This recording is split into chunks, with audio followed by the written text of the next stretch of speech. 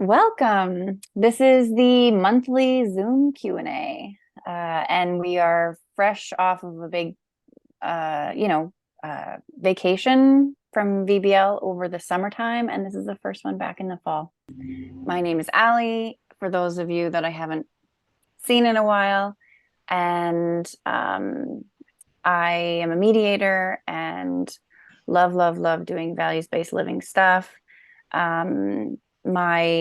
I think my favorite thing that we do right now is the podcast because we get to do chats like this, long form, and just like nerd out about values. So I could go on and on, but that's a little bit about me. And okay, maybe I'll go Corrine and then Christina. Yeah, for sure. I'm Corrine Lawrence. I am a creator and co-founder of Values Based Living, and this stuff is so delightful to me as well. I'm a mediator, collaboration specialist, and this values-based living work really comes out of my lived experience and figuring out how to set this down in ways that we can teach and share with other people. And I like this values-based living stuff as well. I endeavor every single day to practice what I'm teaching for the good and the bad of all of that so that I can, this is important to me to live this life. And it's also important that I can, when I'm teaching and coaching with others, that I can say, I have been through the muck and the mire. This isn't a theoretical concept. This is in my heart and in my soul. I love that. Hello, everyone. My name is Christina Morris. I am the media coordinator at VBL. I've worked with both Corrine and Ali in the past and happened to have the opportunity to work with them here in VBL. I absolutely love values-based living. I have integrated it into my life for many years now, and I've noticed an incredible change just because of that. And I just love seeing the spark in other people because it really reminds me of the time that it first hit me. So I welcome everybody on the journey, and I can't wait to begin the conversation. Wonderful. Thanks, Christina. Thanks, Corrine. And yeah, thanks folks for joining. Okay, we're gonna focus on Q&A. That's the whole point of these monthly sessions is if you're in the midst of a course or you're taking one and you're reflecting or just living your life and you want to talk about something that's going on that's either satisfying or jamming up a value, we want to talk that through. So either in the chat or raise your physical hand or your electronic hand and let us know. And we're also going to talk about a topic, transitioning to autumn using values. That's the topic for today. Transitions are tricky, even when they happen the same time every year, stuff comes up. So we're going to talk a little bit about that topic and hopefully get some interaction from you folks too. So as I said, the topic is transition from summer to fall or autumn if you prefer, and then using values as this lens. And so I've turned myself into like a little bit of an interviewer, I think, for Christina and Corrine, because the best way to really integrate this stuff is to see a bunch of examples mixed in with the values-based living theory. So thanks for being guinea pigs, Christina and Corrine.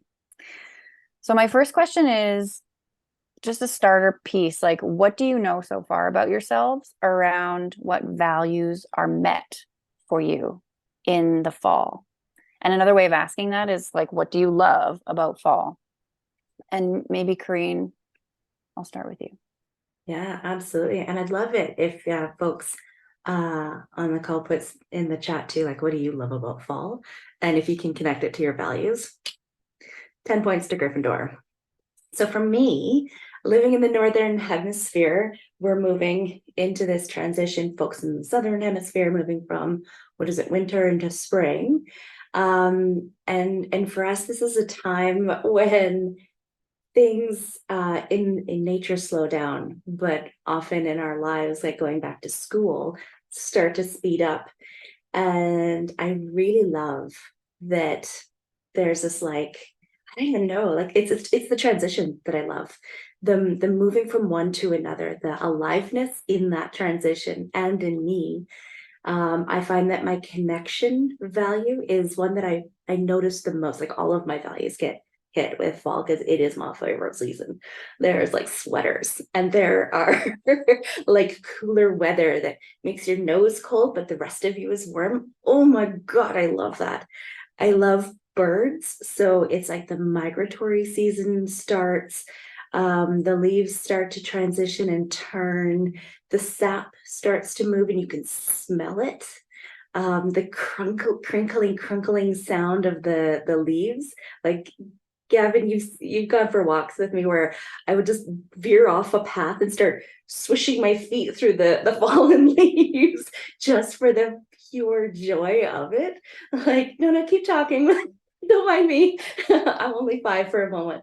And I just love it so much. And that connection value is the one that I notice transitions from the connection to others in summer into the connection with myself. And that reverence value that I'm playing with, that sort of holds that more meaningful description of my value with that spirituality piece. And I'm calling it reverence.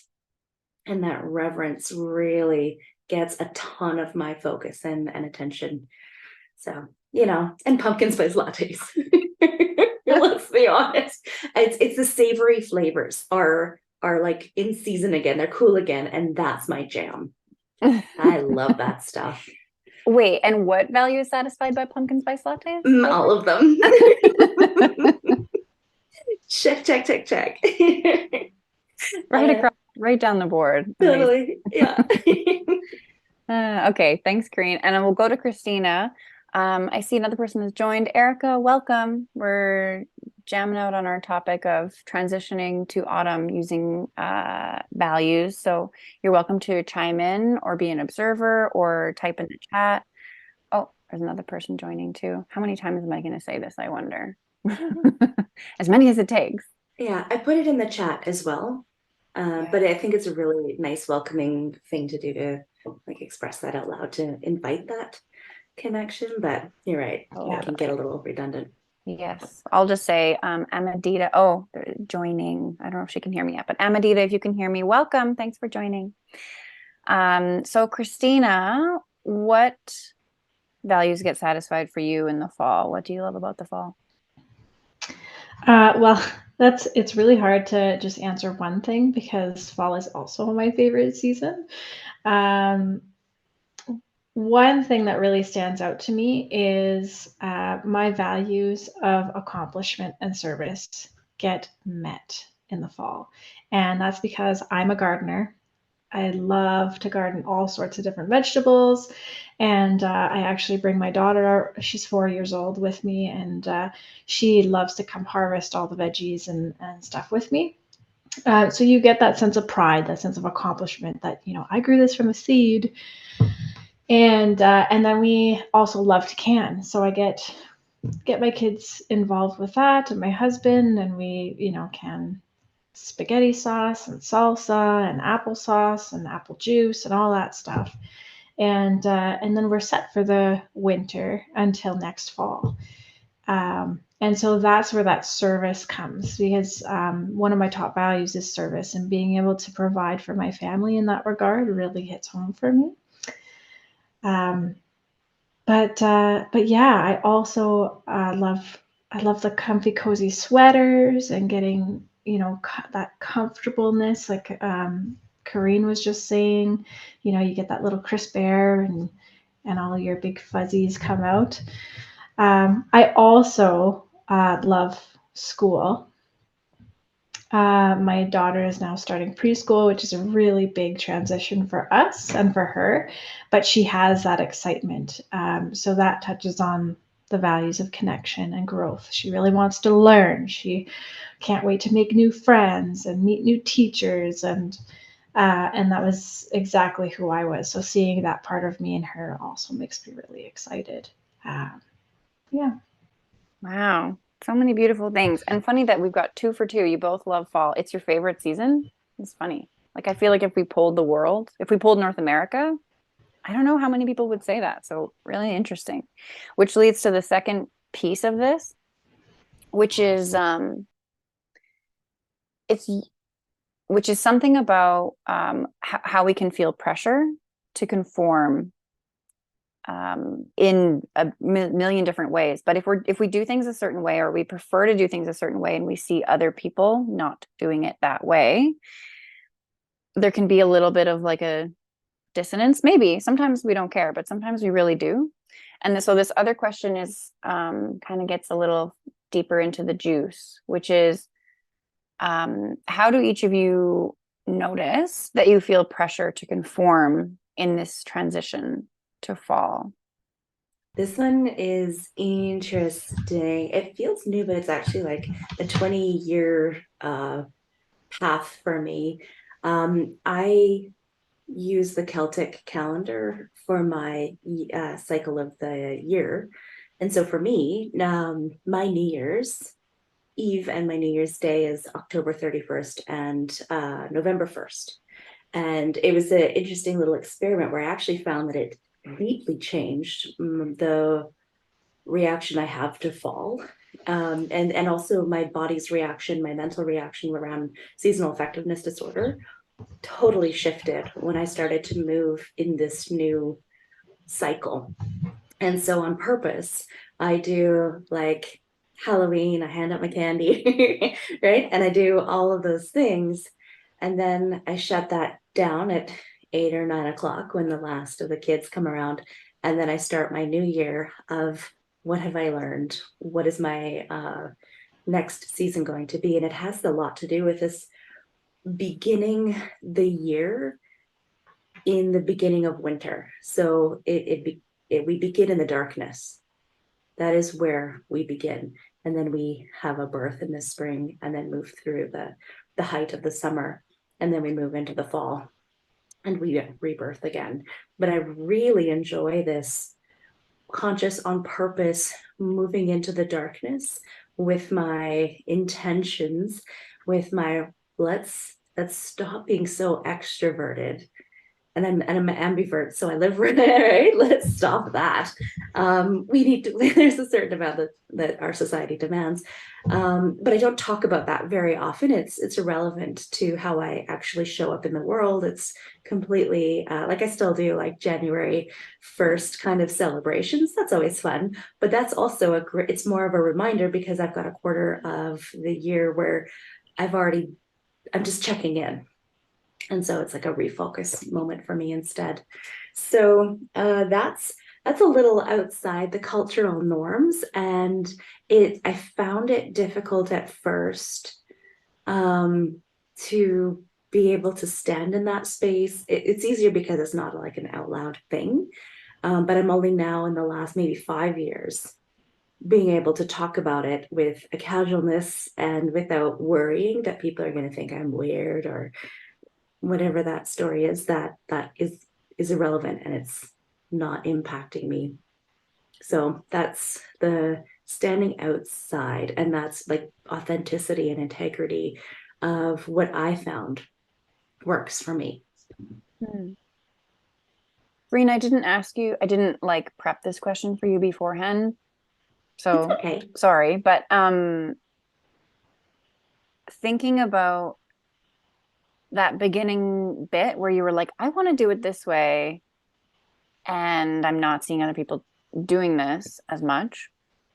Were there any values that were getting frustrated either by your idea of doing it in a different way or by actually doing it in a different way that maybe it didn't actually change your decision? Clearly didn't, because you went forward anyway. But anything that sort of like wobbled you for a little bit to be like, this isn't going to satisfy every single value. It's just going to satisfy enough of them for it to be worth it for me.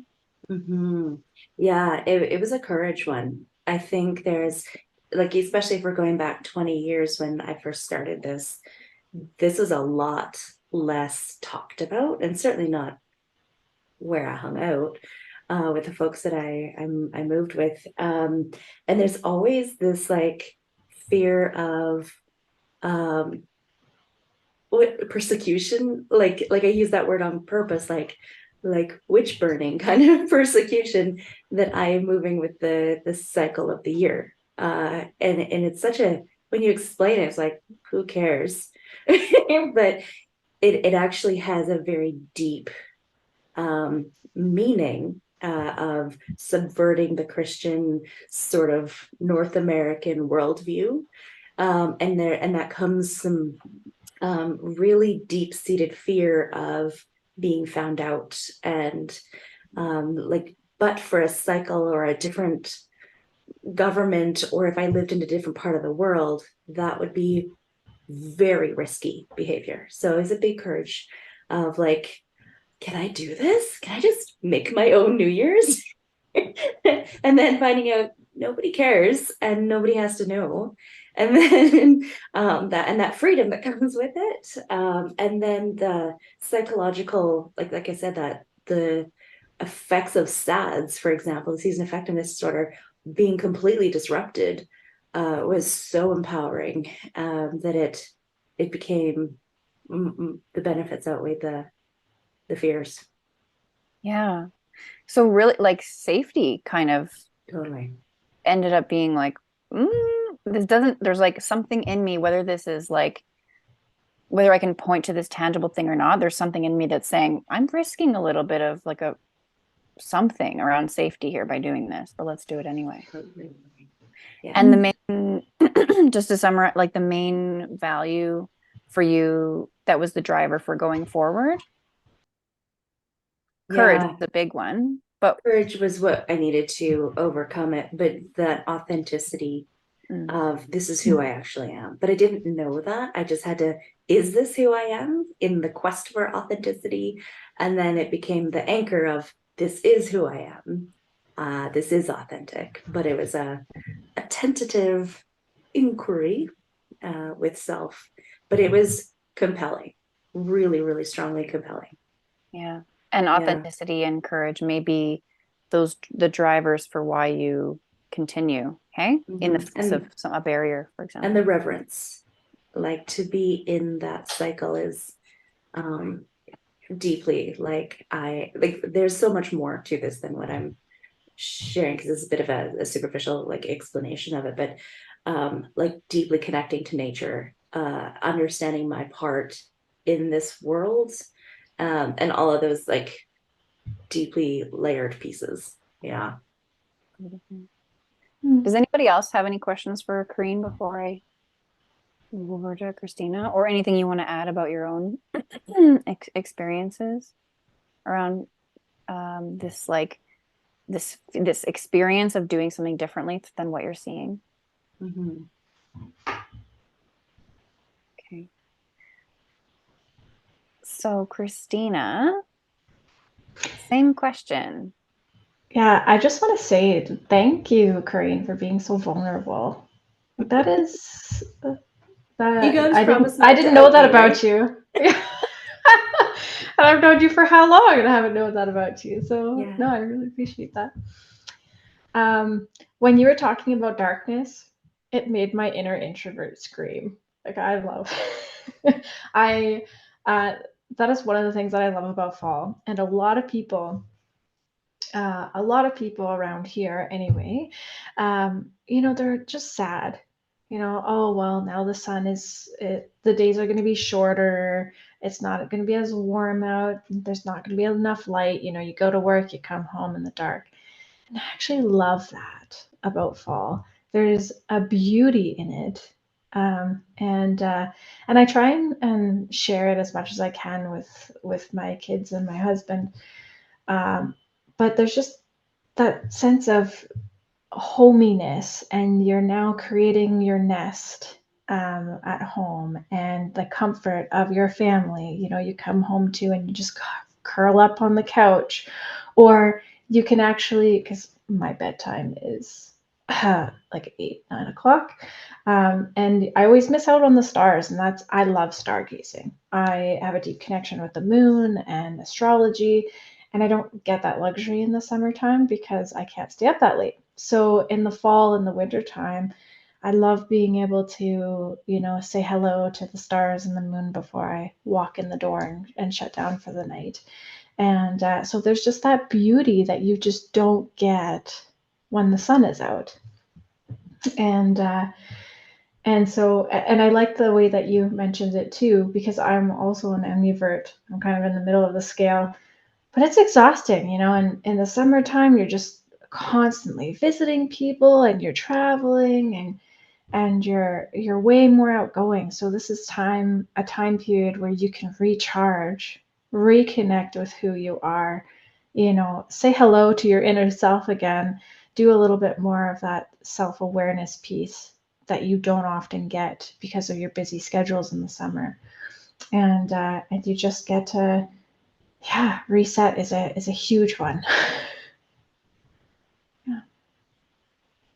Yeah, beautiful. And yeah, this thing, Christina, about I do hear a lot. It's almost like the acceptable thing to say when you're talking about fall is how sad we are to lose summer. It's like the easy, maybe like coworker conversation to have. Oh, it feels like we didn't get a summer at all. It was so fast. Darn it, fall's here. Yeah. And it's Yeah. like a little bit of it's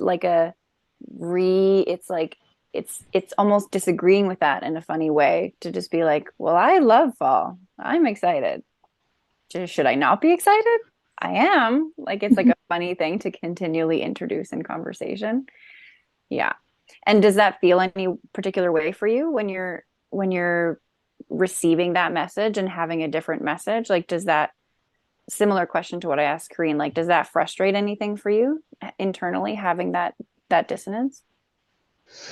Um, I don't know if there would be much for frustration in that. I mean, I do agree. Summer goes by really fast, and I love camping. I love being outdoors. I love going traveling. It's almost a yes and situation for me. Mm. It's trying to kind of break that surface level conversation because everybody does say that. You're right, and then trying to change the perspectives or add to the perspectives of you know instead of thinking of things negatively, why don't we try and refocus our mindsets and actually think of some things that we look forward to, because like it or not, fall and winter is actually the longest periods of the seasons that we get up here up north. And so why not, instead of dwelling, especially because there is that seasonal disorder, um, try and think of things that you can look forward to. Yeah. Yeah. I love that optimistic yes and sort of tone to take that in. That's actually a beautiful way to like harmonize something's happening internally and I'm seeing something happening externally. Can they both kind of be there? Can I appreciate what's happening here to the extent that works for me and also allow myself to appreciate what's going on here? That's some like Zen wisdom, Christina. I feel like that might be the key to everything that you just did there casually. No big deal. No big deal. I just want to say that there's like something that happens as I'm hearing you each talk about like the going inward, the darkness piece, the tucking in. But by the way, I totally agree with all of those like cozy like associations. I remember at the beginning of the summer saying to myself, Allie, the summer is not the time to be reflecting. Just live your life, be present, let yourself just go and not worry too much about what it means. I tend to overthink that a little bit too much. And so my aim was to not do that. And two things. One is it happened anyway. I was gonna call you out on that. Like you were overthinking. You're right. Yeah, Karina, I talked to you this summer. You I also do I do a lot of dream work.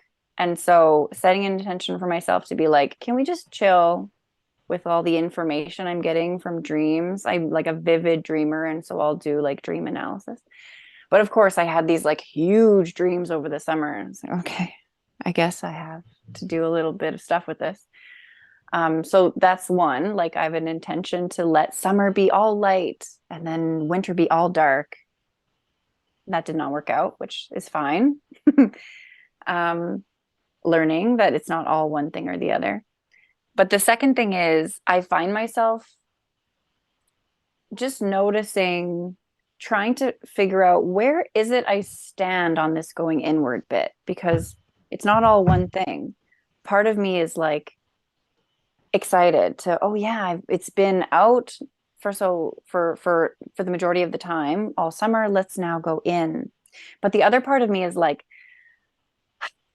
going inward, going into the darkness, going into shadow is the definition of like going into things that are potentially scary, unknown, transformative, shake things up.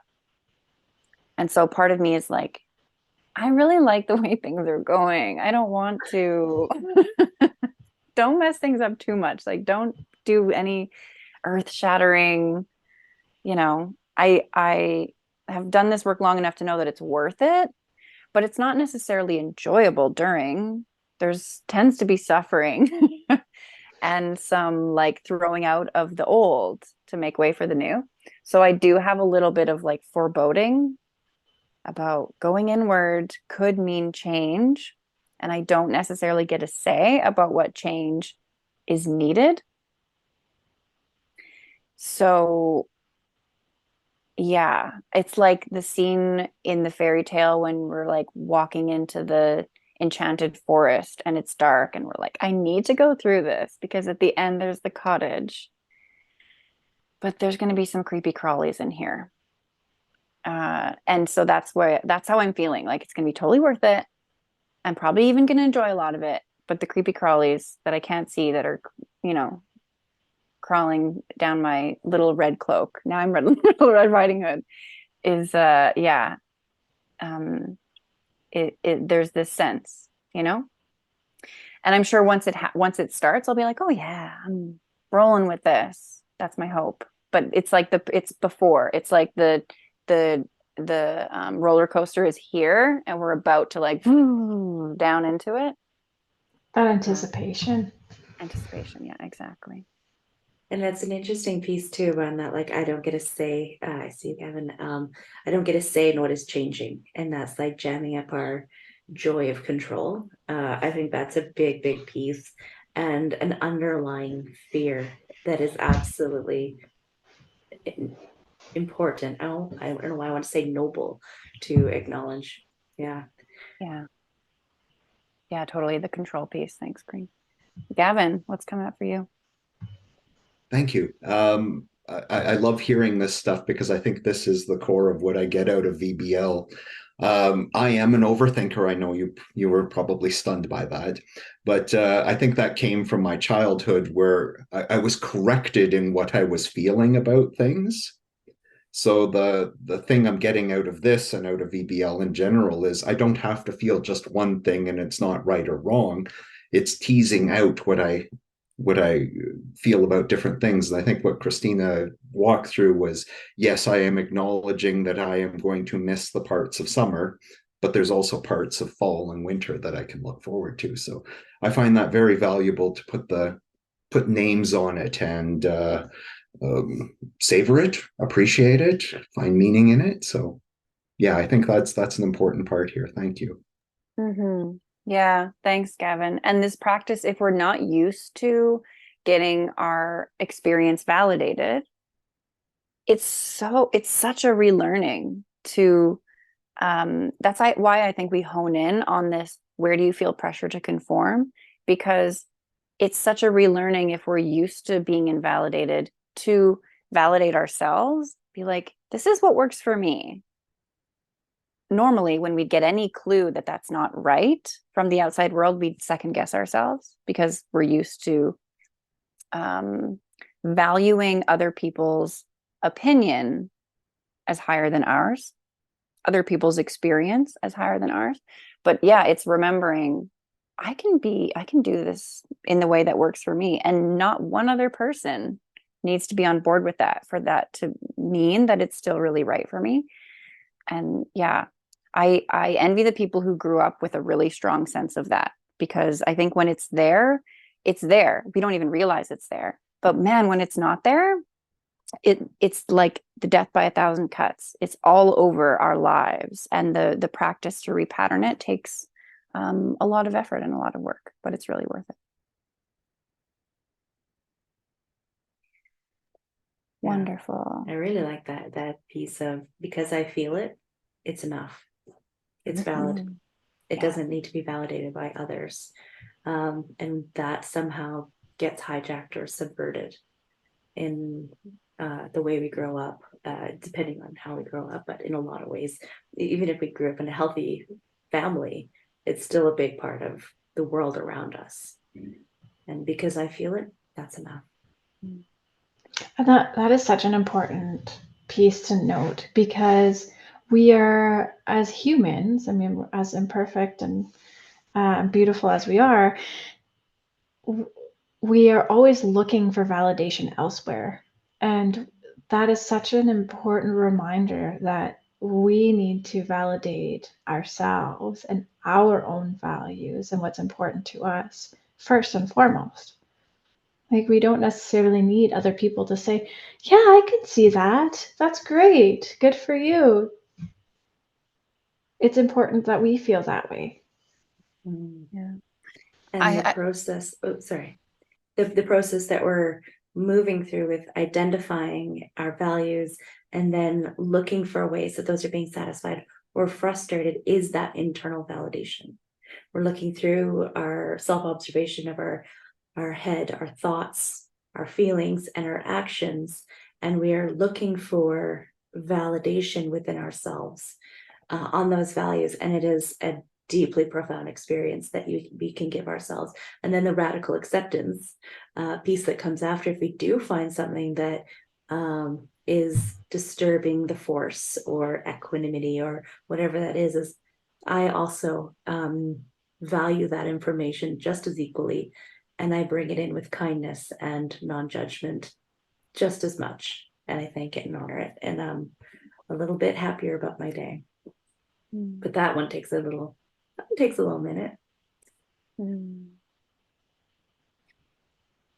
Okay, a tiny story, and then we'll go into the last question. I was chatting with a friend the other day, and she was telling me about a conversation that she had with her mom.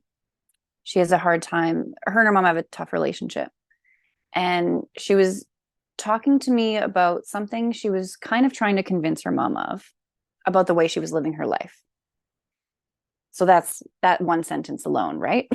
is there are many layers, but my friend was acting so different than she normally does, because she was telling me what she said to her mom. And then she was really explaining all the reasons why she was right for having said that. And I'm just listening. I'm like, okay, I'm listening. And then I realized that she wanted me to agree with her. She's like, my mom does not agree. My mom does not agree. This is like poking all the way back at the beginning, right, of childhood. And so she couldn't in that moment access her inner validation, because she was faced with like one of our hardest relationships, right, as our caregivers. And so she wanted an external source, ideally her mom, but it couldn't be her mom, an external source to say like, yeah, you're right. And it took me a while to figure it out, because that was so different than how she normally interacts. And I'm like, man, she's talking about this one sentence for a long time. What's going on here? And then I was like, oh, okay. Yeah. Like, she's in a wobbly place where her inner voice isn't telling her what she needs to hear. So she's trying to borrow mine. And I did, like, of course. And I mean, I did agree anyway, but I just try to keep my opinion out of it when I'm here, like when I'm listening. But I was like, okay, I'm being asked to take on a different role here. As soon as I was like, I'm 100% with you on that, she just moved to the next topic. It's like, oh, yeah, right. The need to feel like our experience is valid is so important. And if we don't have that internally, we will just keep asking for it externally. whether we know it or not. And it takes so much time and energy, and we just get stuck. Yeah, I felt so much relatability and empathy in that conversation. And once she was able to recalibrate, she had access to that inner voice again that was like kinder to her. But in that moment, it was so striking that it was gone for a minute, and she really became someone else while she was trying to find it again. Oh, I'm seeing a question here. I've studied strength using viacharacter.org. My top strengths are judgment, prudence, and perspective. Yeah. What is the equivalent for each of these in VBL? Oh, cool. The language of strengths. Yeah. I didn't mean to interrupt the flow of conversation. We could wait. No, I love it. That's a perfect time, because I was going to change the subject into a different question. So now is the perfect time, Kimber. Is there anything else you want to say about that question to give more context? Not really. Maybe a few comments. The VIA character system comes out of positive psychology, which was established by Martin Seligman. So as an offshoot, there was a 3-year project to evaluate human strengths, human character strengths across cultures, across time, time and space, basically, looking at the whole gamut of human character strengths. And they came up with 24 core strengths that span all cultures and all times, all recorded history. And I'm curious, since I've done the work in that system, there are 3 which are in my top strengths, which I don't see a direct equivalent, and I haven't really dug into it. But if you could help me by maybe identifying the term or the word that you folks use that's the equivalent of these 3, that would help me. Yeah, you bet. I have things I would say about this that are like a system piece. Maybe I'll just say, okay, so I'll just say, and then I'm interested to hear from Corinne and Christina and others too. Judgment, prudence, and perspective are also value words. And so if I were someone who it's been indicated my top strengths are these things, I think I would ask myself, how important are these things to me? If I let go of like what I've been told my strengths are, just to look at my day and say, how important to me is perspective in the way that I live my life? How important to me is like my sense of judgment?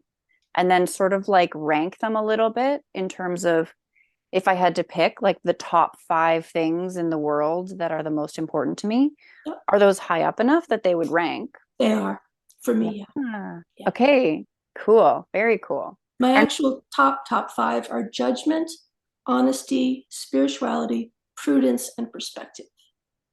Beautiful. Those are my personal top 5. So in those 3 of them, I don't see. I'm looking at your list of values inventory on your website, right? I don't see that particular term.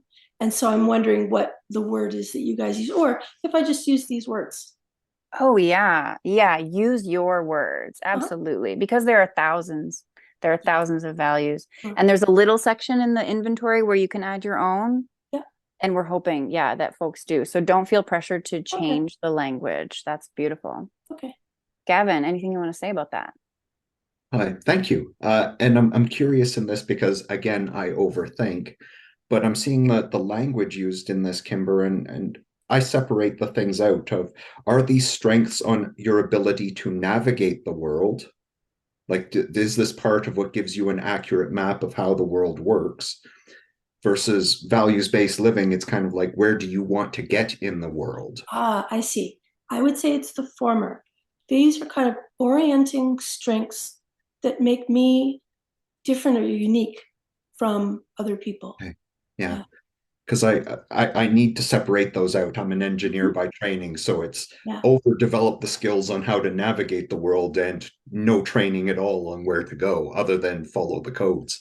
So I think they're complementary, or they sound like they're complementary on this is what you're good at, but what do you actually want to get? And I'm offering that out there as, is this how the 2 things interact? Because I'm doing that in my head, and I'd like to see if anyone else sees it that way. Yeah. So I would look at this as well. So values are unconscious motivators. So these are, whether you know them or not, they're driving the bus. They're making you think what you think and feel what you feel and take the actions that you take.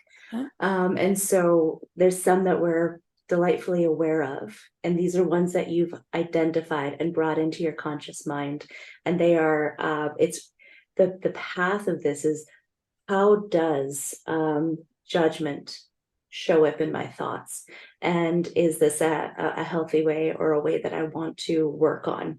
How does honesty show up in the way I feel? Do I react in a strong way excitedly when somebody is very honest with me, or do I have a bit of a tense reaction when somebody is dishonest with me, or when my spirituality is frustrated, or when my spirituality is delighted?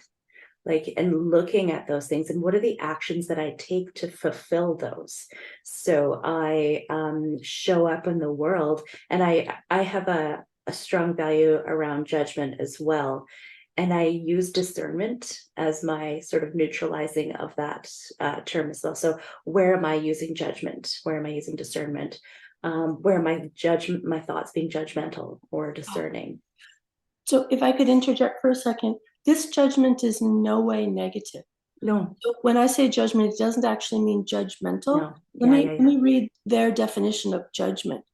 I weigh all aspects objectively in making decisions, including arguments that might be in conflict with my own personal convictions.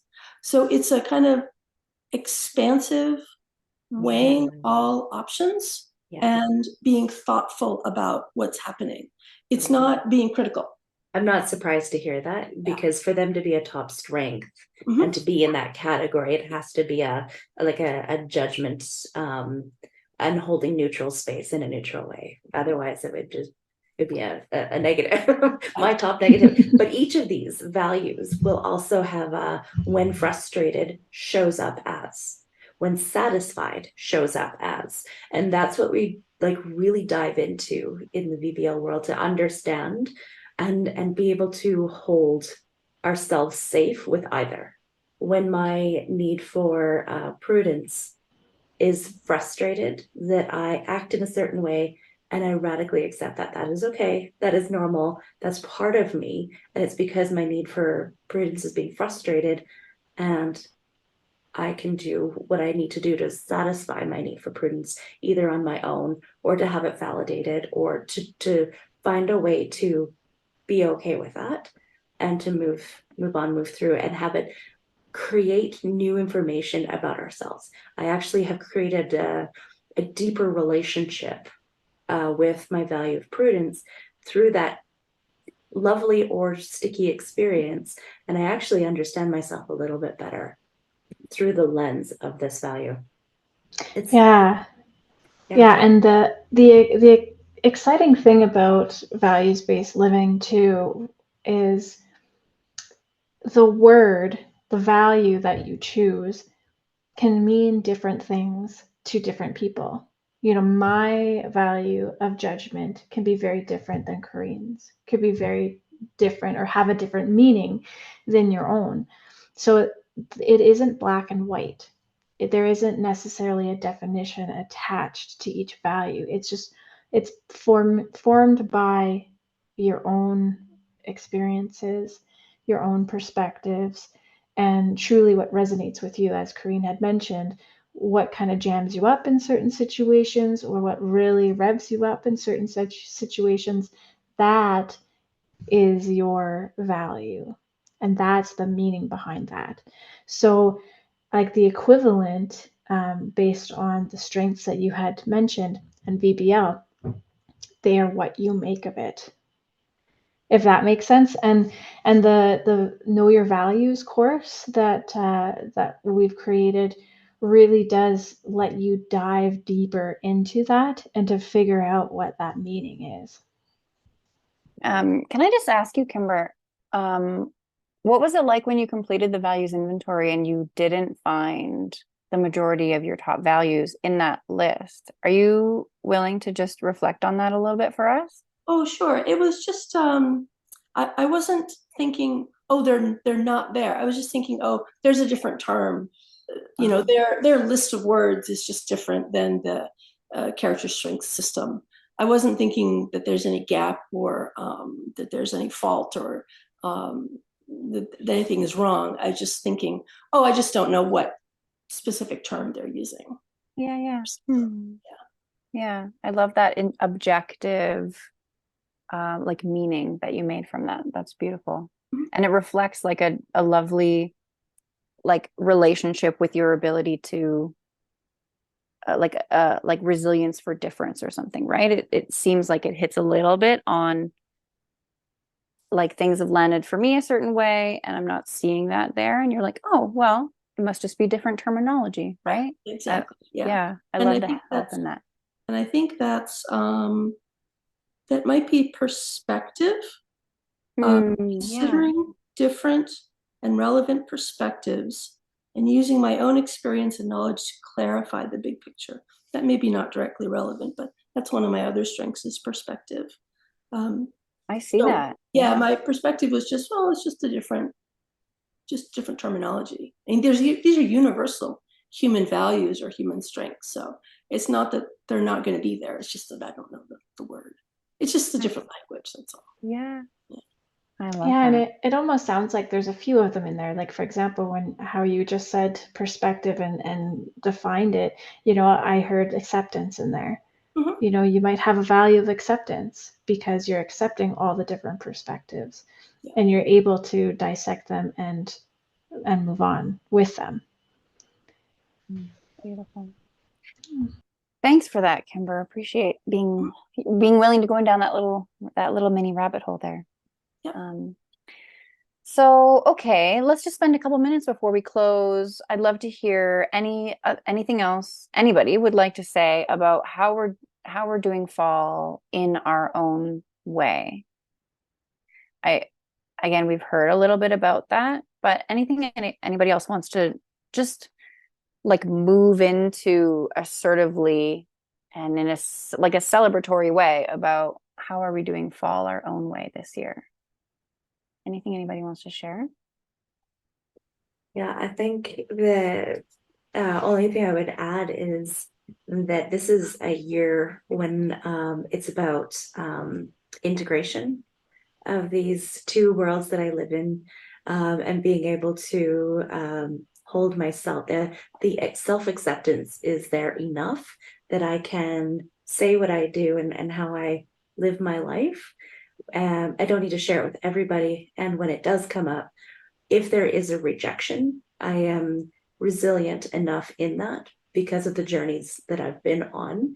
And I look forward to I don't look forward to the challenge. I look forward to the proof of my resilience in that space, if it's necessary or not. But what I care is that I have it. I care that it's locked in there within me. I love that. I'd also say, just to add on top of it and kind of bring it back to the topic that is transitioning into fall. This is a time of transition, and as human beings, change is usually hard and met with resistance. And yeah, I think that this is the perfect time and a perfect reminder for us all as we're going through this transition, whether it's from external to internal. We just need to take a step back, meditate on what's important to us, and go through this transition with love and kindness to ourselves as well as to other people. Yeah, beautiful. I love that, Christina. That's such a the amount of times I've been like, I just had this amazing realization. And then as I'm saying it, I realize I've heard it so many times. I'm like, I already knew that, but I didn't know. Like in this situation, it hit a new level of like aha moment. And I needed to do it. I needed to like learn it in a different way. And so that beautiful like statement that you just laid out, Christina, I feel like I will learn and relearn and relearn and relearn again and again and again. And that's how it needs to be sometimes. Thank you so much for your thoughts and questions and stuff in the chat. I really, yeah, I mean, we love to talk about topics. We could go on and on. It's so fun to pick them and then to talk about them. And we're really hoping, like, we haven't been doing the Zoom Q&A very long, but we're really hoping as we continue to do it, that it becomes a lot about what all of you are bringing when you come.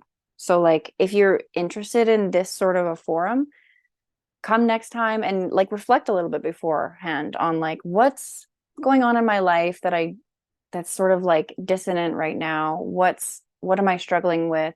The bread and butter of values-based living is, what am I doing that I don't want to be doing? Or what am I not doing that I want to be doing? Because that's the shadow work. That's where we identify our shadow values. That's where we figure out what's driving our behavior without our permission. And it's one of the only ways I've ever seen for us to have a process for figuring out what's actually going on under the surface. We can do it facilitated, but we can do it on our own too, if we have the process, and sort of like encourage a little bit of that to come up to the surface. And it actually affects our behavior and our thoughts, and it thereby influences our emotions too. So if you're interested in that sort of thing, come with those, and we will spend the amount of time that makes sense and that you're comfortable with in this setting, doing a little bit of that exploration. And the last bit, I'm just like going through what's new right now that you might not already know. The last part is we have 3 courses that are online, and we just bundled them. So honestly, we figured out how to help technology help us so that we can actually bundle them on our website.